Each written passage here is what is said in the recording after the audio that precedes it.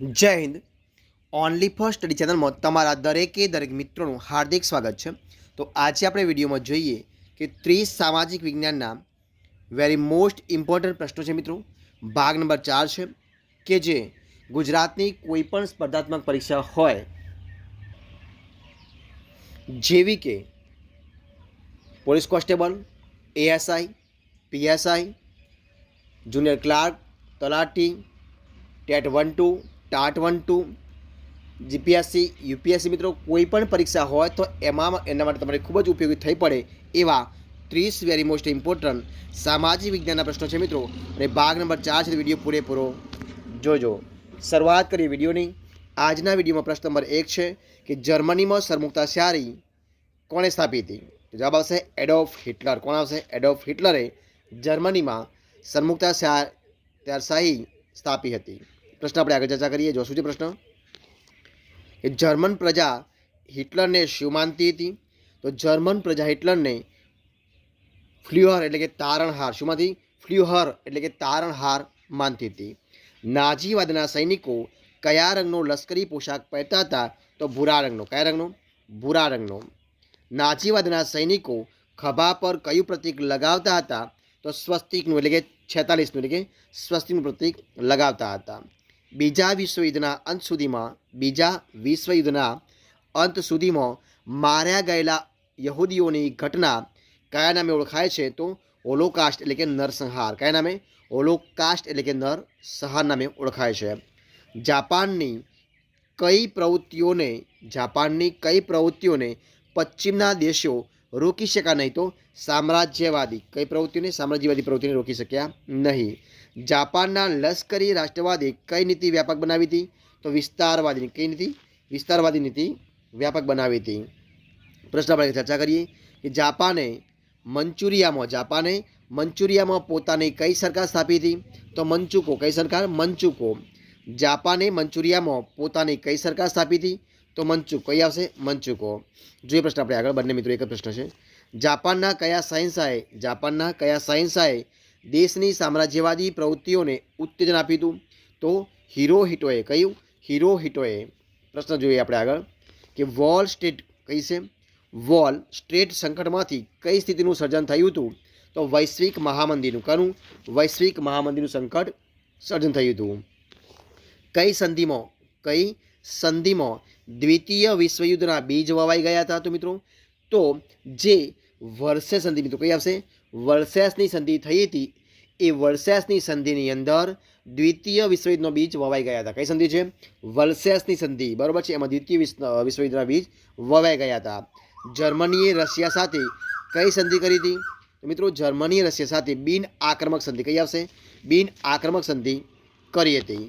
જર્મનીના સરમુક્તાશાહ કઈ આવશે? જર્મનીના સરમુક્તાર હિટલરે વર્સેસની સંધિને શું કહીને ફગાવી દેવાની હાકલ કરી હતી? તો કાગળનું ચિંથરું. એને શું કહ્યું હતું? જર્મનીના જે સરમુક્તાશાહ છે હિટલર, એમણે જે વર્સેસની સંધિ છે એ સંધિને કાગળનું ચિંથરું કહીને એને ફગાવી દીધી હતી. દ્વિતીય વિશ્વયુદ્ધના પાયામાં કોણ હતું? તો દ્વિતીય વિશ્વયુદ્ધના પાયામાં એડોલ્ફ હિટલર હતા. કોણ હતા? એડોલ્ફ હિટલર હતા. જોઈએ પ્રશ્ન આગળ કે હિટલરના સામ્રાજ્યવાદનો પહેલો શિકાર કયો દેશ બન્યો હતો? તો ઓસ્ટ્રિયા. કયો બન્યો મિત્રો? ઓસ્ટ્રિયા.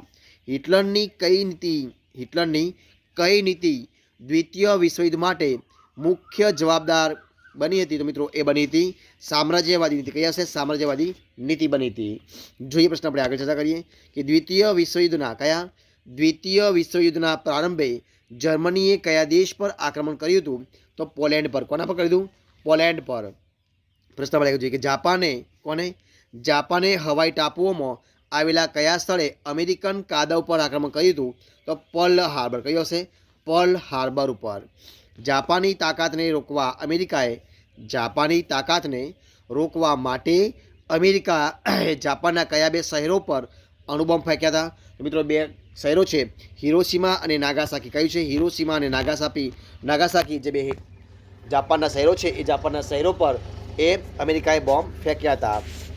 જે પ્રશ્ન આપણે આગળ ચર્ચા કરીએ શું છે કે કયા દેશે શરણાગતિ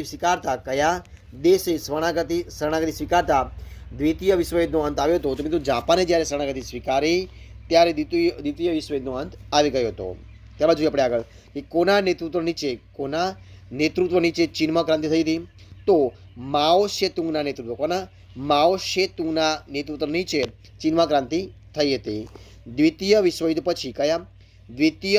પછી વિશ્વ કઈ બે મહાસત્તાઓ વચ્ચે વહેંચાઈ ગયું હતું?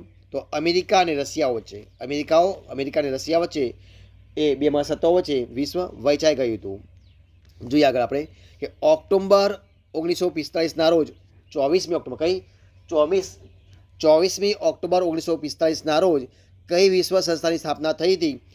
તો આવશે સંયુક્ત રાષ્ટ્ર યુએનની. કઈ આવશે? સંયુક્ત રાષ્ટ્ર યુએનની સંસ્થાઓની સ્થાપના થઈ હતી.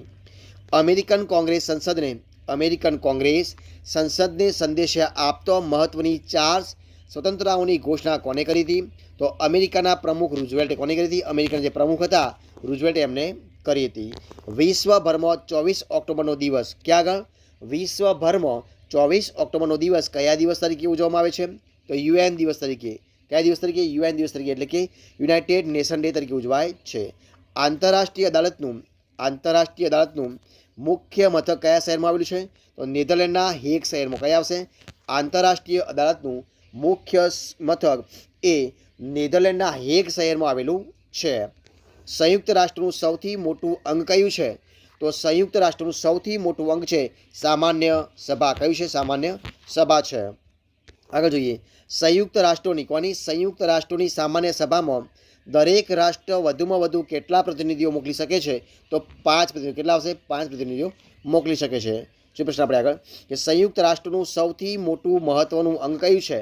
તો સંયુક્ત રાષ્ટ્રનું સૌથી મહત્વનું અંગ છે સલામતી સમિતિ. કઈ આવશે? સલામતી સમિતિ છે.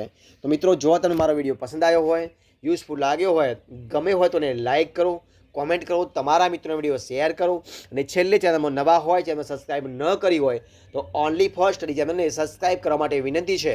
મારા વિડીયોને પહેલાંથી છેલ્લા સુધી જોવા માટે તમારા દરેક મિત્રોનો હું દિલથી ખૂબ ખૂબ આભાર માનું છું. ફરી મળીશું એક નવા વિડીયો સાથે, નવા ટોપિક સાથે. ત્યાં સુધી બની રહો. જય હિન્દ, જય ભારત, બેસ્ટ ઓફ લક.